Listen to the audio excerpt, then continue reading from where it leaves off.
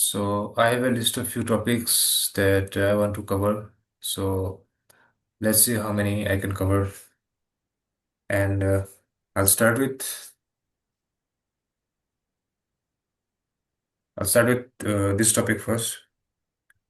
So this one's about a comment that Elon Musk made, uh, I think back in November of 2025 during I think the event was named US Saudi Investment Forum, or maybe it was US Middle East Investment Forum. It was in November 2025. So during that, uh, like it was kind of an conference kind of thing. So there, Elon Musk, along with other tech CEOs such as Jensen Huang, all of them are there. So when the interviewer asked him about certain things about the impact of AI and so on. So then he made this comment that AI and robotics will make everyone wealthy, and he even said that money will become obsolete. So that Mhm. was the comment that he made. So later on, I took that question and I wanted people's opinions. So I posted it to Reddit onto various subreddits. And here I'm going to summarize what I found. So mostly, in most of the subreddits, people are against this idea. So they mostly said that it's Elon Musk is trying to scam everyone. So practically, what will happen is he will get wealthy, and the investors and all the people whoever is invested in his companies are going to get wealthy because the stock prices will rise. But the common people, uh, they won't get they won't get rich in that way because due to AI and robotics, if it does take over, then there'll be job losses and so on and so forth. Those are the kind of arguments that people are making. I think, and on the only subreddit that in which people even they did not directly support him, but were making arguments for this topic instead of against it. And that's where it was capitalism. And it makes sense because the people who are capitalists will definitely have arguments against on this topic, uh, on this matter.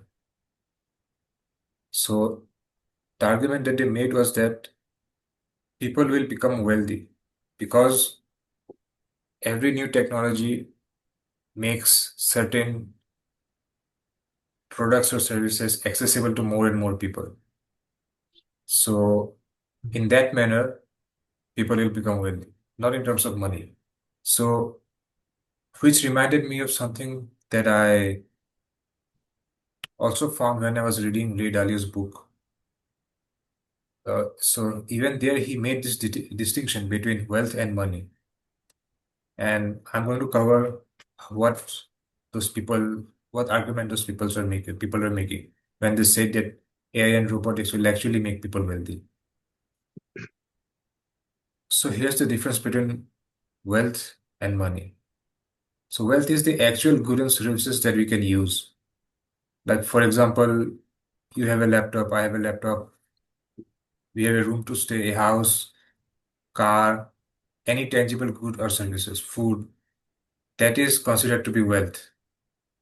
Money, on the other hand, it's a medium of exchange. And you can use money to buy wealth, buy those foods, any product or services. But money, in and of itself, it does not have any intrinsic value. You can't eat money, you can't stay inside money, you can't drive money. Money is simply the medium of exchange. So the ultimate goal of having money is nothing but to acquire wealth. So if you can directly get wealth, then there's no need of having money. So wealth is the ultimate thing. Mhm. So now, before talking about AI, there were other technologies as well in the past. And if I want to verify those arguments about how a new technology might have made people wealthier, in that sense of having new goods and services. Let's look at two different technologies from the past.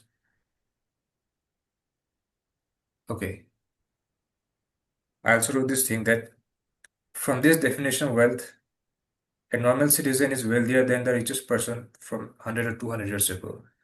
So what I mean here is that right now, for example, I have access to the internet and smartphones and laptops, which allows me to access information that very few people had access to. Because for them to have access to those things, they had to go to actual libraries or actual top education institutes. I don't have to go there. Many of us do not have to go there. So in that way, we are wealthier. Like we have access to things. We have access to products and services that even the richest person did not have access to. In the same way, we can look at another technology, such as transportation. So for example, right now, we don't even think of certain things because we are so used to it. For example, you can get into a car and go to a place which is an hour or two away in terms of if we travel by car. But just think about it. If we did not have that car, this 1 or 2 hour travel would have taken a whole day. People might have to plan 3, 4 days earlier that, okay, we are going to take this trip and so on and so forth because you have to go by foot or by animal driven vehicles. But we have cars, so we don't even think about it. Like we think, okay, I want to go there. Okay, let's go there and come back. We don't even think about it. So these are the kind of wealth that we had. Like even the richest persons in maybe 100, 200 years ago, they have to think about those things. The overall quality of life. Like I remember certain movies that shows that people are uh, going in horse-driven carriages late at night, and it's all dark everywhere. So it looks very risky. But right now we have like like good roads and those kind of things. So this is called wealth. Like actual products and services, the quality, the physical, the material quality of life has improved because of technology. So in that sense, the what capital the people the subreddit capitalism, the way they defended that yes, AI, yes, Elon Musk is correct that AI and robotics will make people wealthier. So from that point of view, if I think yes, it's probably true that uh, there are certain things that people might not have had access to that maybe AI and robotics will provide them. I can't think of exactly what it is, but I understand that argument. It is possible. But at the same time, the true capitalist, by capitalist, what the actual definition of capitalist is that people who have access to the means of production, like the land and the factories, so they will still be far richer than the majority of the people. And even though you have wealth in terms of this kind of things like better roads or whatever the equivalent that AI will provide,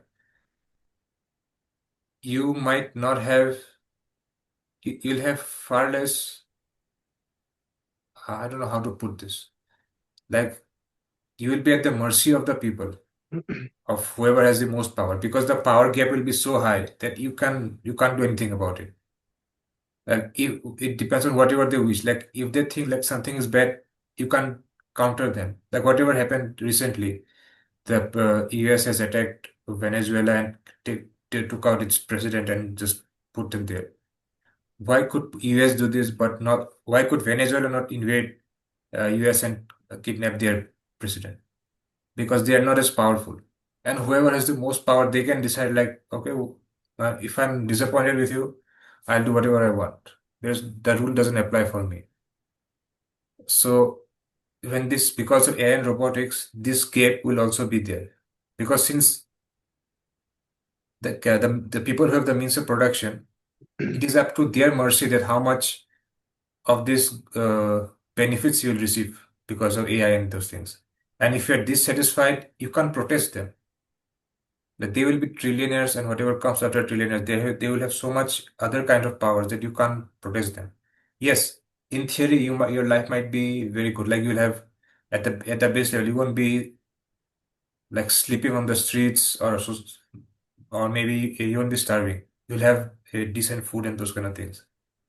But beyond that, if you do something, but yes, we're not animals. Like we will not just eat and sleep for the rest of our lives for 80 years. People will want to do something, certain things. And if those people at the top they disagree with you, they might do whatever they want. So that's the negative side of this kind of things. So that's briefly what I thought. Do you have any thoughts on this thing? Let's see.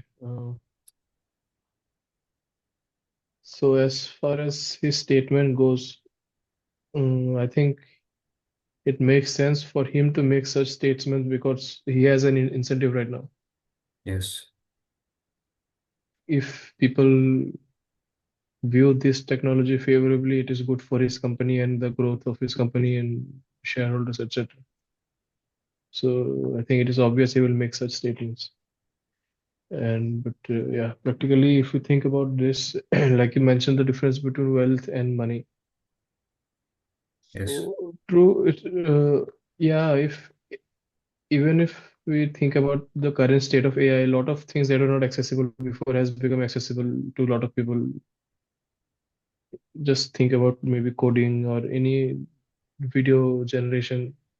So yeah, in that way, a lot of things that require expertise now a common people with some imagination can achieve them.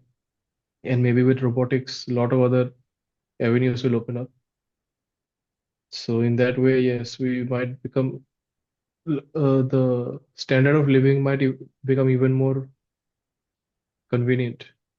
yes, So in that way, compared to people from 100, 200, 300 years ago, everyone will be wealthy. But then I think about true, like you said, money is a form of medium of exchange to buy wealth. yes, But a truly wealthy person will have the choice to decide what kind of wealth they want. yes, But this kind of tools or this kind of advancement they're talking about, we do not really have a choice of deciding for ourselves what is the wealth that I want. The true wealth will still lie from money. That is the raw material, let's say. And in order to exchange it to any kinds of wealth, you will have to have that raw material. But if yes, and I yeah, so we will not have the choice of wealth. Whatever they have decided can be accessible will be made accessible. And again, I think there will be a imagined hierarchy or a luxury system because today, let's say like 90, I won't say 90, let's say, I don't know the exact percentage, but 70, 80% of the people have access to some transportation, whether it's a bike, a car, or something. So in that regards, majority of the population is wealthier than the kings of 200, 300, 400 years ago. But within this system as well, we have created this hierarchy of luxury. The person buying a 70,000 bike is not the same as someone buying a 10, 12 lakh bike. Or a person buying a 10 lakh SUV is not the same as buying a BMW of 50 lakhs or so. So both of them have access to the same wealth in terms of the service, that is a car. But the inherent value of that wealth is also different. So that kind of hierarchy will, I think when he says people will get wealthier, more people will have access to different levels of the same thing. I don't think everyone will have access to the same. So yeah, I think that kind of hierarchy might still remain. yes. Yeah, you're correct. Like that will be still be there, the hierarchy. I think even certain people are making those arguments that yes, the hierarchy will still be there, but at the very least, people will have. like people won't be starving. But again, you mentioned that that's not actually uh, a good thing. Like you said that since there will be no money, we won't have the option to choose what wealth, like what we want. Like it's like whatever the government or whoever wants to give us, we'll only have to take those things. Hmm. So uh, that is why there is in this kind of things, in any topics related to economics and those things, they always mention the material quality of life or those kind of things. By material or physical, what they mean is that it's about the external thing, like good clothes, food, house, like that's the external part of the thing, which is definitely important. To an extent, you definitely need external things. But then there is the internal thing, like the peace of mind and the internal satisfaction that we have, that a not just we, any human needs, which economics does not account for. Like that is the thing. And the argument that they make is that okay, people. So this kind, they I think universal basic income is also one of the arguments that is being made here. But again, let's suppose that okay, they theoretically they achieve a situation where no person is homeless or no person goes to bed hungry. Like everyone gets one basic house and at least meal to survive. So that is okay. That is good. Like your material needs are satisfied. And another thing I also agree is that there will be hierarchy, and you cannot expect to give away. Like okay, you can get one basic house. Okay, that's people. I think even now people get those kind of, like there are government schemes like for poor people you'll give some basic employment. So yes, the government scheme won't be that okay you'll be this next CEO of Reliance for basic employment. That you that much no one can give even if AI is there. If you are in the streets, if you have no job, at least you can give us some employment to survive. But you should not expect like okay you don't have home. I can give you a big mansion or a 3 BHK flat in some luxury area. No, that won't be there. For that, you'll still have to work. That I agree. But most importantly, uh, again, what you have said, like if you don't have the option, that's the thing. The material quality is okay, but then the psychological needs that people have to be expressive, creative, those kind of things, and that is the undeterministic part. Creatively, you might create certain music, art, or whatever, and the higher ups may not disagree with you. Like, okay, maybe this is targeting us, and so they might censor you or maybe make you disappear, kill you. But then the gap is so high. I'm not even talking about the future scenario. Even now, the gap is so high between the people who have power and people who don't have, that you can't practically do anything. And if this situation comes, that economically people have no power, like only people are living off of universal basic income, only people, so people can't even protest or do anything. They'll just have to forever be like a domestic animal for the rest of the for those people. Yes, that's what's going to happen. Yes, and also when saying such statements, like I think they also mean that the uh, price of services will go down. So I Yes. think it will become more affordable to access a lot of things. But sometimes not exactly this statement, but I feel people also say that when AI and robotics actually reaches AGI and stuff, there will be no need for money or but that kind of statements will not work because the for that to happen, the entire current socio-economic system has to change.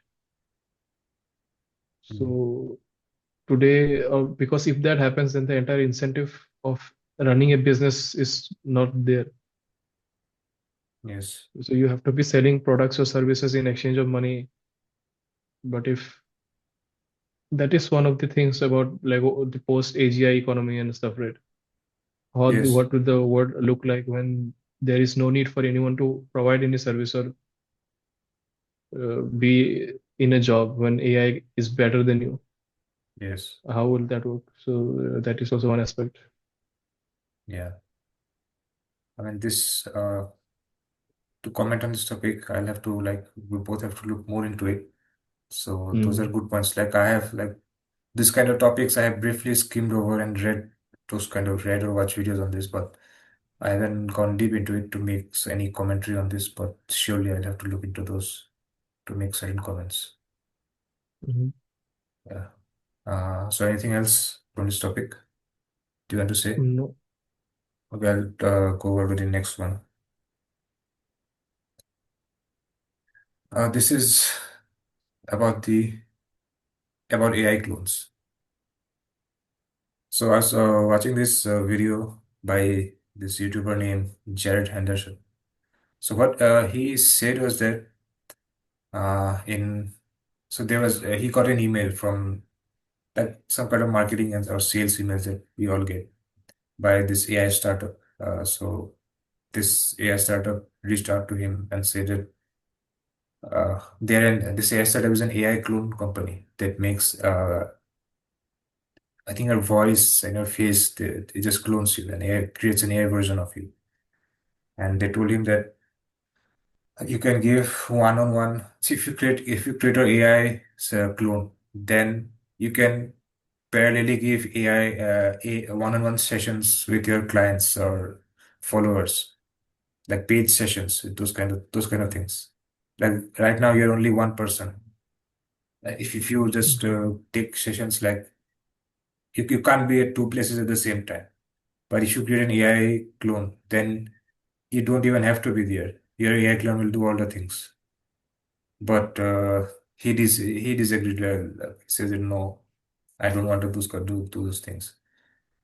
And up to that, it's fine. Like everybody has their own personal preferences. If he doesn't want to do it, if anyone doesn't want to do it, nobody should be forced to do it. And then he proceeds to make the whole argument that AI clones are unethical. I'm not sure if he used the word unethical, but the whole argument of this video was that it's just wrong. You shouldn't create AI clones. And then Mhm. he gave some arguments. Go over those things. But before that, the big summary is that he said this AI clones are just wrong, 100% without any nuances. My point here is that it's not completely wrong if the messaging is clear, or if they are transparently communicating what they are actually providing. This is the main thing that I'm going to say here. So broadly in what I found from his arguments is that he provides two main arguments. First of all, he says that these companies are exploiting people's loss and loneliness and the need for a social life to make money. Because he specifically gives an example of an AI grandma that there's a boy who's talking to his grandma on his phone, sharing about his life and so on, those kind of things. But that grandma is not an actual grandma. His grandma passed away, but there's just an AI clone of his grandma. So in this way, you are just communicating with something that's not real. That's what he said. So and obviously he said that this is not definitely not free. This is a subscription service, and you are exploiting this loss. Like this person lost his grandma, and you are now doing those kind of things, like providing him an AI clone for a subscription service. Like you're just making money out of people's loss. The second point he made was that he talked about was the concept of parasocial relation, because AI is not real. AI, that's just a simulation. You think you're talking to this person like your grandma, but your actual grandma is dead. He's dead. She's dead. You're just talking to some simulation. That's not real. That relation is not real. It's parasocial. And that's why I call it this is one-sided. So broadly, these, as far as I remember, those were his two broad claims. Mhm. Now, my counter arguments to these things is this. Talking about this parasocial problem first. So, any relation which is one-sided is parasocial. So, mostly like this topic, I heard about the term parasocial in some previous, I don't know if I read somewhere or it was a video, but this is about the connection between like any influencer, social media influencer, or even a celebrity, and a fan, because there are multiple cases that a fan worships some celebrity, uh, but when this fan tries to go and meet him and talk about him, that that celebrity doesn't even like him or ignores him, and then he gets angry and tries to attack him and kill him. It has happened. Like actually, celebrities have been killed. Like there are people, celebrities who have been killed because of this kind of things. Like because this fan worships him, but when he finally gets to meet his idol, he doesn't get the response because that's parasocial. Like whoever the social media celebrity or maybe a movie star, a singer, they do not know the fans personally. And I give his own example. I think he has about 700K subscribers on YouTube. So his relationship with his subscribers is also parasocial because this 700K person knows him. But if you follow a person for a long time, if you watch his videos, you definitely feel a connection to him because you think that, yeah, I know his mind. I know what his likes are, his dislikes are, what kind of interest he has. But the YouTuber or whoever the celebrity is, he doesn't know anything about you. Like when you meet them, suppose if there's those kind of events where you can meet your fans and those, if you go there and if you meet him, you know that, oh, I have known you for years. I know you. But that YouTuber is meeting you for the first time. He's seeing your face for the first time. He has no idea what you like, what you dislike. And that's a parasocial relation. So my point is that to just label that AI clones is a parasocial relation is not is not fair because he himself, just like any other celebrities, he himself has a parasocial relation and he definitely is making money out of them. Even if there is no subscription, like definitely there are ads being shown in his video, or he might have sponsored something. So he's making money through this parasocial relationship. So this is hypocritical. Like now you're telling that some AI clone is a parasocial relation and you're making money out of parasocial relations. But that's one of the criticism that I have because there is no justification. Not justification. There's no logical consistency.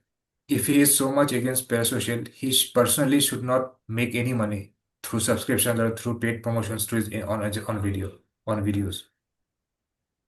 So if you are personally doing it, then why are you complaining if someone else is doing it? That's parasocial. And the second thing is talking about exploitation of loneliness or loss. To that, my counter argument is that it's not exploitation is one way to term this thing. The other way is that there is a need.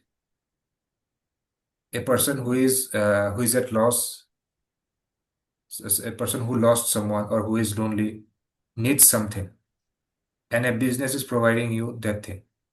That's the core idea of any business, any kind of business. Like if you are hungry, you need something, and a food company, a restaurant is providing you this. If you want clothes, if you want a house, if you want a car, you need something, and the company who's providing you is providing this. And they are taking and they are not giving you for free. Yeah, they need money in exchange for that. So now can I say that, okay, I want food and you want to give me food, but you want money, you're asking me money. So that means you're exploiting my hunger. So in that way, that's not a justified way of talking about this. This is the whole premise of a business that we exchange. You need something, I have it, and I'm going to give it to you in exchange for money. All kind of business does this. So AI clone is doing the exact same thing. Like you are grieving from someone's loss, you can create an image of that person, and we're going to give it to you for some money. It's not any different between a restaurant providing a hungry person some food in exchange for money. We don't call that exploitation. It's just providing service. So that was my counter argument to this his claim of exploitation. But again, my solution here now, I'm going to talk about my solutions here. The first thing is definitely personal preference. If someone does not like to use AI clones, or if someone does not like anyone to create an AI clone of them, whether whenever they're alive or when they're dead, so this that should be respected, obviously. Apart from that, the messaging from those AI clone companies should be transparent. They should say that this is not your real relative or this real person. This is an approximation of the real person. That should be clarified. Like it's more of a marketing thing, and if your messaging is correct, that's important here. And I also gave the example of I also mentioned this on Reddit, and I gave the example of photographs.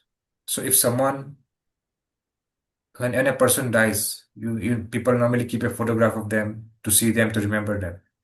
Now, can we say that those camera companies are exploiting your emotions, exploiting your loss by selling you this camera so that you can take a picture of this person and give it?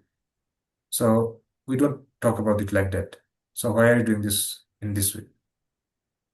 So if we just if the AI clones are being more transparent about what those clones are, those clones are not the real person, just a rough approximation, an illusion of that person.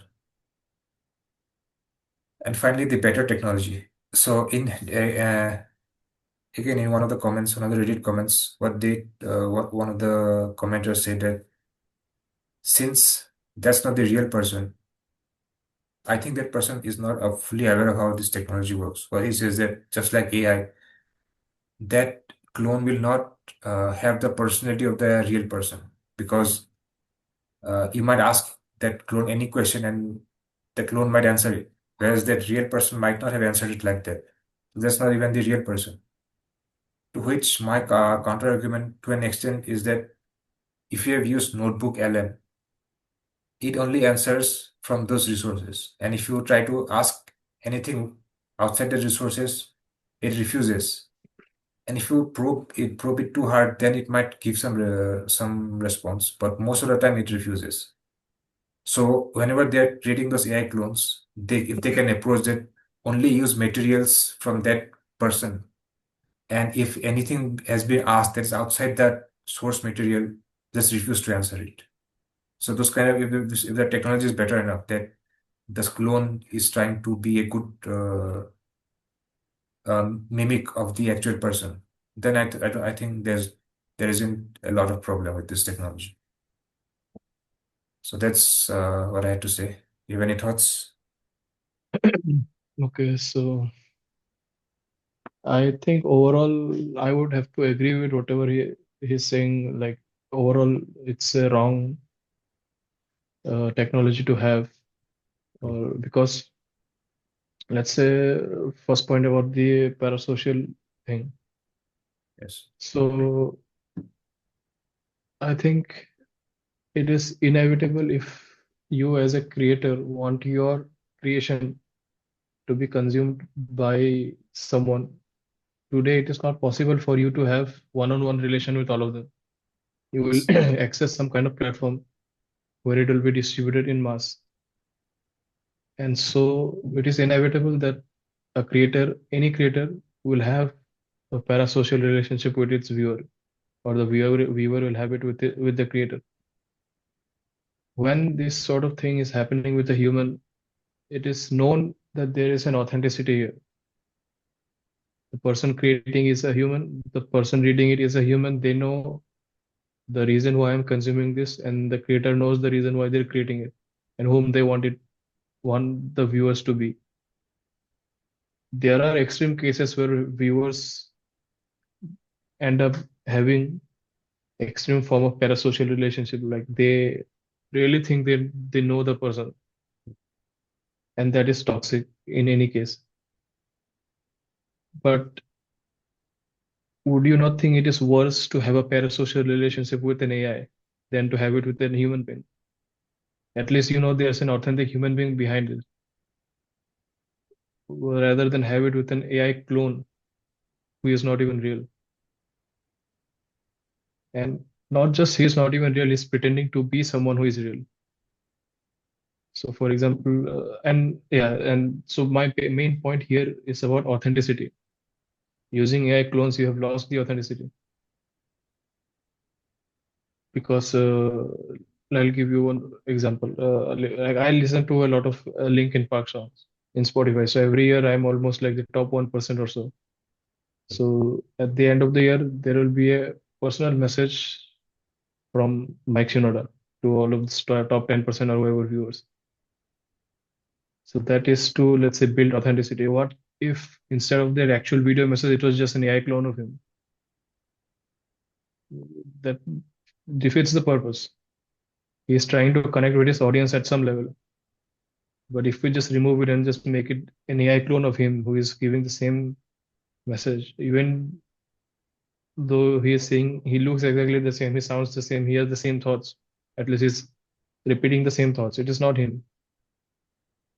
So today, so many, let's say, AI sung AI versions of different bands, like how do you call it? Chester's AI created songs are there, and they get a lot of views. People have people because people did love Chester, so they are vicariously living through it. But even they know when they're listening to it that the authenticity is not there. It's not Chester singing this, so they are not happy to listen to this song. In the back of their mind, they might still be sad that the actual person is not able to sing this. He is not there anymore. Even though today they will, maybe that is one of their way of keeping his memories alive or keeping his legacy alive or whatever. But the authenticity is surely lost. So, and the second point about exploitation, and specifically the example of that grandmother who passed away, I think, uh, as you said, they are giving a service and people will pay for it if they want. But just because they are giving it as a service doesn't mean it should exist as a service. So basically, what we're talking about in terms of grief is, let's say, coping mechanism. Okay, we have less than 1 minute left, so we should start another one because it is going to end. Okay. Okay. Yes. So, yeah, as I was saying regarding the exploitation point, it is, I feel it is not the most healthy way to cope with grief.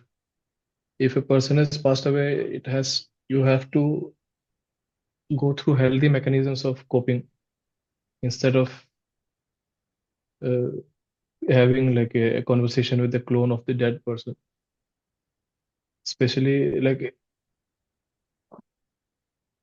maybe the company will, as a service, because they will earn money, will market it and sell it, and maybe a lot of people will also buy it, use the service, because there currently is no proper method of no regulations as such. So maybe they will also get some subscribers and stuff because people are really not. You cannot trust people's point of view when they are in grief. Maybe some of them will, because they are in so much grief, they will take this solution which they think will help them. And you can maybe somewhat relate it to, let's say, alcohol, drugs, or something. It is accessible to everyone. Yes. And when some people do not have the correct way of coping, they resort to this kind of what is the word? Uh, Addiction. yeah, let's say addiction. So they will consume alcohol or drugs or whatever. So there are companies selling alcohol, companies selling cigarettes, companies selling whatever drugs, not companies, but whatever there are sources. And people who really cannot cope properly will search for them and they will find it. But that doesn't mean that those things should be used for that particular situation. There are better ways to cope. Uh, and I feel the same here. If you are using the AI clone of a deceased person for that purpose, it is not the right thing. The only one situation where I think this is okay is for harmless and useless fun, maybe. You're just creating nonsense, playing with it as a toy. Other than that, I don't see any practical applications where AI clones should be used. At least when if we are thinking of living an authentic life, you have no real reason to interact with AI clone as if it is real.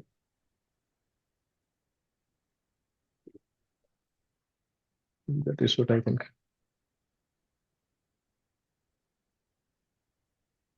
So Uh, I'm not saying they shouldn't exist, but if they exist, you should know they should exist only as a toy. It's like a fidget spinner. You take it in your hand and you fidget with it, but that's it. You should not give any more importance to it than that. okay, but okay, from my personal point of view, is that uh, I agree with what you said about the creating clones of uh, a celebrity so that they can engage with people multiple times. That takes away the authenticity of the connection. That is what that's one thing that I agree upon. But about the deceased people, I think I'm completely against it. Under certain circumstances, if it can be used, I think it should be. And yes, of course, there is always a risk of addiction or like an unhealthy coping mechanism to it. And maybe I might change my opinion if I think about it in a more deeper manner. But off the top of my mind, I think I don't find any reasons to completely not use it for this is known people. And the third thing is that there's another use that I can think about is as an interactive thing. For example, I think in one of the sci-fi books as well as one of the series that I watched. So there's this the person is dead, but if you want to access that person's knowledge, it's like almost like the equivalent of reading a book. For example, people are dead. For example, Einstein is dead, but I can still look into his theories of relativity through his books. So what if AI enables an clone of Einstein to explain the theories of relativity to you? In that way, again, I had mentioned previously that as long as the messaging is clear, if it's transparent, like this is not Einstein, this is an approximation about it. In the same way, the book written by him is not Einstein. Einstein is dead, but his knowledge, whatever he had in his mind about the theory of relativity, he wrote it down and passed away dead, so that even when his brain is dead, his knowledge still exists and people can still consume it in written form. Or maybe if, nowadays there are video lectures, like for example, Jordan Peterson has libraries of his lectures. 100 years from now, he'll be dead, and people can still look into his lectures. So that is one step ahead of Einstein. In his time, there was no like I think there are a few clips of Einstein, like for 10, 15 seconds, but that's all. There are no complete course recording of him teaching his whole theories. It's only in written form. So the video technology allowed the preservation of knowledge from just text to video. So I think AI will allow another layer of communication. For example, I know that person, maybe 100 years from now, whoever will be watching this, should be told that this is not the real Jordan Peterson. He's dead. But this is another layer of interaction. Instead of just reading it or passively watching his lectures, if you have a certain question, just like Perplexity, like if you want to, or any chatbot, if you have, like for example, in Google search, we previously what we did was we look for certain things, and if you had some small questions, we did not have a direct answer to it. We just have to infer on our own, or again do another Google search, maybe hope that it answers our questions. But right now, we can definitely directly ask. Okay, for example, even this statement. Okay, what is parasocial relation? Suppose I do not know this answer. So I can ask Google, the chatbot in the next prompt. Okay, but what do we mean by this? So suppose I have a lecture of Jordan Peterson, I'm watching this, and I have some doubt about some term he said or something. Right now, what I have to do is I have to stop. I have to Google it and so much. For example, there's this technology. I can ask, hey Jordan, what do you mean by this thing? I really don't understand what point are you trying to make? I don't understand this. Then he comes out with, okay, what I'm trying to do here is this and this. This is a clone. I know that Jordan Peterson is dead hundreds of years ago, but is how, this is another layer of interaction. I think this layer of interaction has come in computing for a long time. Like, for example, people 50 years ago had like these punching machines or whatever. You have to code like on paper, the holes on paper, you have to code this. Then there's this machine language, and now we have 10 came the user interface, and even in programming languages, it has got to build something. I think just in the our previous topic we talked about. So before, if you want to build an app, you have to know how to code. Now you just have to give a prompt in English. This interaction has changed. So I think the same can be thought about with humans. Like you can interact with people at a different level. That's what I think. Like, but as I've said, as long as it's being told that it's not the real person. So that I think it is a proper use case, but I think a version of it is already there. You are using it like if you want to understand anything about Einstein's all the theories he has come up with, you can ask any LLM that will probably answer it. The only thing that is changing is that instead of a text, it is Einstein's voice and his likeness. Yes. And today, I don't know if there is enough video data, etc., to actually train the AI completely in Einstein's mannerisms and everything. But ultimately, and if we are talking about clones only, like that, should the clone only have limited knowledge? I mean, should his knowledge be limited to the person he's cloning? So today, if I ask Gemini about Einstein's theories, he will answer it. In the next prompt itself, if I ask about something completely different, it will answer that also. So if I'm interacting similarly with an AI that is only Einstein's clone, will he refuse to answer anything that Einstein actually did not know or think about? I think that And should how be. do you make the distinction? From my point So of view, okay, okay, continue the answer. yeah, you can say. Okay. From my point of view, if it's a clone, then it should be limited to Einstein's knowledge only. But then again, there's this another thing. I think there's this core debate about LLM. Like LLM cannot reason and create new knowledge.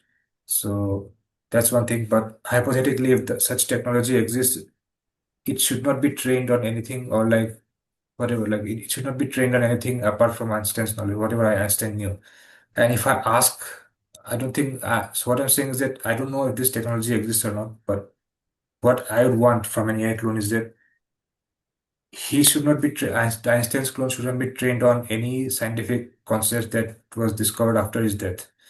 And if I ask him that clone those kind of questions, depending on the technology, can he use his existing knowledge to infer those things? For example, I think that this is this classic example. Suppose I say that all men, okay, all men are red. All men are red, and Rohan is a man. Therefore, Rohan is red. Like this is from these two statements, I've inferred that because all men are red and Rohan is a man, therefore Rohan is red. I've inferred this. It was not directly mentioned in this. I'm not trained on those things. This is this inference, this is extraction of the knowledge. And people claim that LLM right now cannot do this kind of things. If this thing does not exist, if the information does not exist, it cannot come up with new knowledge. So if we are trained, if we're talking about AI, Einstein's clone, then I think he will not be able to answer those kind of things. But in the future, if such a certain technology exists, then maybe he can use this brain to come up with those answers. But from my point of view, he should not be trained. Any clone should not be trained on data outside of what that the real person actually knew.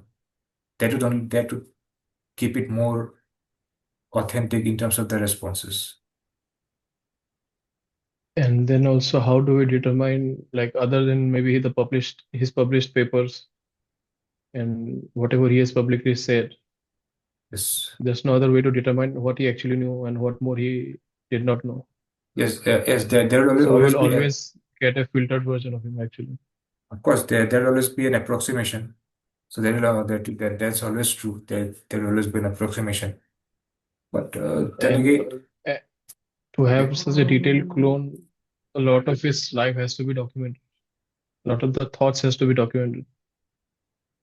of course, that won't be possible for past people and even for present people.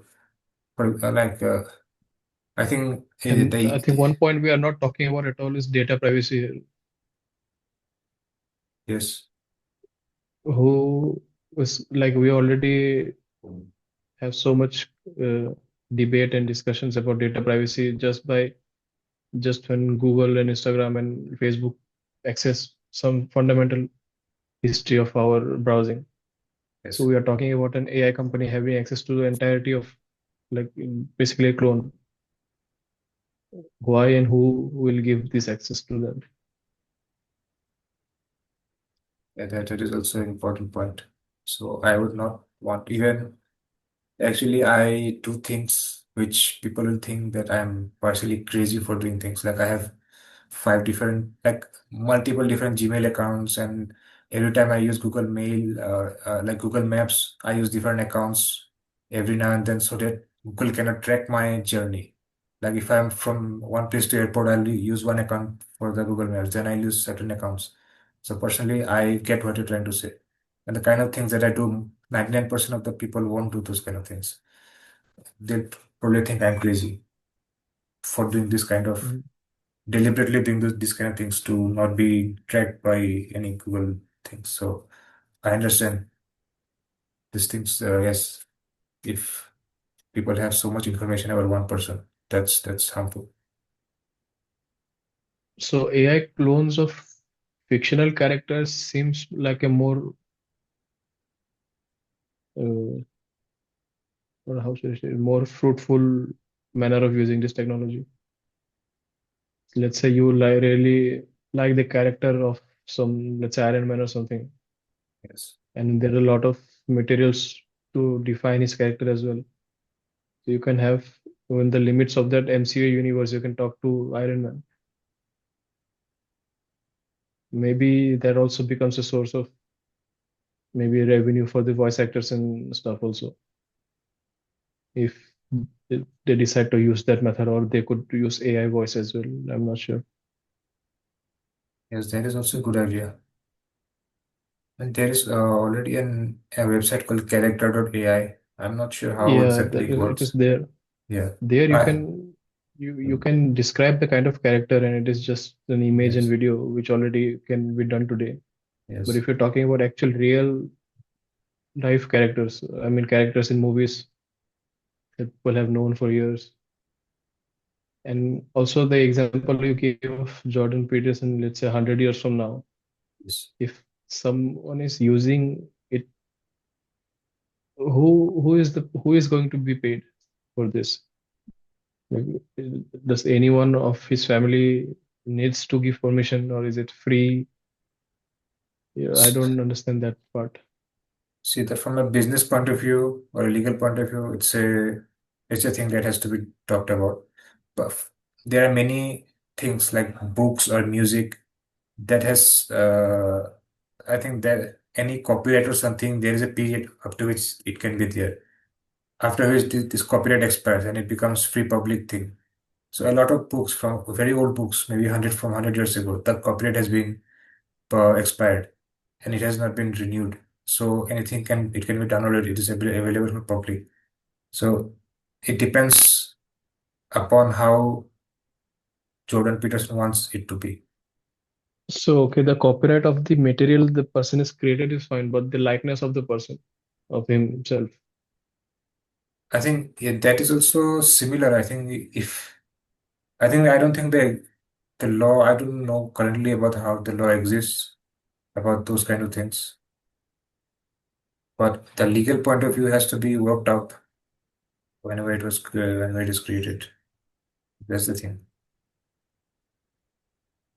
It has to be worked out. Okay. And yes, about those kind of things, one point I wanted to make was that uh, when you want to talk about creating those kind of clones of some professors like Einstein or Peterson. So, as you mentioned, it will be very limited. And I think it is fine if you want to use it for only that specific thing. Like again, it will be like the equivalent of notebook LM. Like it will only answer question within those frameworks. So if I want to talk to Einstein's clone about a football match, like I don't think so he will be able to answer anything. And he should not like if I'm watching his lectures, I think it could be that his clone is trained on all his research papers. So it's by Einstein, it's just not even his personal life, only his research papers. So if I want to know anything about Einstein, what he has done scientifically, so I can just ask his clone, then he will be able to explain everything about all his research papers. Maybe I can do something. Again, this will be an approximation. That's what I'm saying. It won't be like anything like I won't say, okay, as a young boy, what kind of sports did you like to play? Like, no, he can't answer those kind of things. That's another part. Anything else on this thing? No, no. Okay, I think much to say. Just briefly, like one more point, another topic. Just for 5 minutes, I'll talk about this because I haven't looked into it either. I haven't make anything. The third point that I mentioned there was that the Australia's ban on social media for people for kids aged 16 or below. Mhm. So briefly, there are two main arguments against it. First is that okay, it's a good thing. People are being protected and so on. The young kids have been protected from and so on. But the counter arguments that people made was that it's a means of surveillance indirectly because now if you have to now everybody has to prove themselves. Like if, for example, if you want to verify that I'm not 16 or below, you have to do this by uh, providing some government issued ID. Now, if that social media company has that government issued ID, then it has a lot of information. Like again, it all comes down to privacy. Like that social media has access to your government ID, then it can cross-reference it and use it for many other things that you use that ID for. So those kind of arguments is there. So those are the broad kind of things. On the one hand, certain people say that yes, it's a genuine thing, it's helping. The other kind of thing said it's on the surface they're marketing it as helping kids, but actually what they're actually trying to do is that indirectly tricking people to get their personal data so that they can be used to for whatever reasons, for tracking, monitoring them, or maybe for marketing purposes.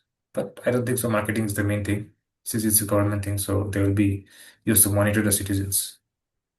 That's the thing. Any thoughts on this? I don't know the way. Maybe the way they are implementing could be argued that it is for surveillance and stuff, but overall, the idea of people under 16 not being allowed to use this kind of platform seems correct to me. These platforms are really addictive, and just like people under certain age are not allowed to drink, not allowed to drive, this also should come under that certain criteria. They did not have maybe the maturity and the willpower to overcome the algorithm, let's say. So unless you are of a certain age, of a certain maturity, you should not really be using these platforms. Maybe the way they are using it could be argued to be used for surveillance, but I think it's a trade-off you have to make. If you want your kids of a country to be healthier, have better mental health and self-esteem and etc., or whatever the negatives of these social medias are, you will have to implement such uh, yeah such actions, yes. Yes, I agree with you on that thing. Like, there's two quick points here. The first thing is that again, like overall, anything related to social media, specifically the algorithm part, I think people in the future will look back in on this time and they will compare this to be the same thing as alcohol or like slavery or child labor, those kind of things. Because right now it's very acceptable to have those kind of addictive algorithms. But I hope that in the future people will come to realize how dangerous these algorithms are for people's mental health and overall how addictive it is. One point. And second, what was I trying to say? Yes, about government messaging. Uh, Even you have said that who knows what's the actual purpose, but on the surface, it looks like a good argument that they're helping kids. I think governments and corporates, that's their whole game. Like they might have their own internal agenda behind what they are doing, but they can't directly say, no, if you want to sell anything, you want nobody, no company or no government is saying it. We want to control you. We want to put you in jail, and this is the scheme we have been brought forward. They will bring up a very nice story to you. I think then the Venezuela president thing. The official thing was that there were drugs being smuggled from Venezuela to US. So to stop this, we have taken this action. So that's the official narrative. Obviously, they will say that. They will not say that actually we want all the oil. Why bother buying it from them? We'll just capture them and we're going to do this. Well, that looks very bad. So everybody knows that. Even they know. Even the US knows that. Everybody knows that. But still, officially, they will maintain a very clean and a happy story that we are doing this to prevent drugs and save the society, save the world. But there is always their own motive behind there. So we don't know what's the actual motive behind the social media thing is, but it could be anything. So anything else? No. Okay. So I think I can end right now.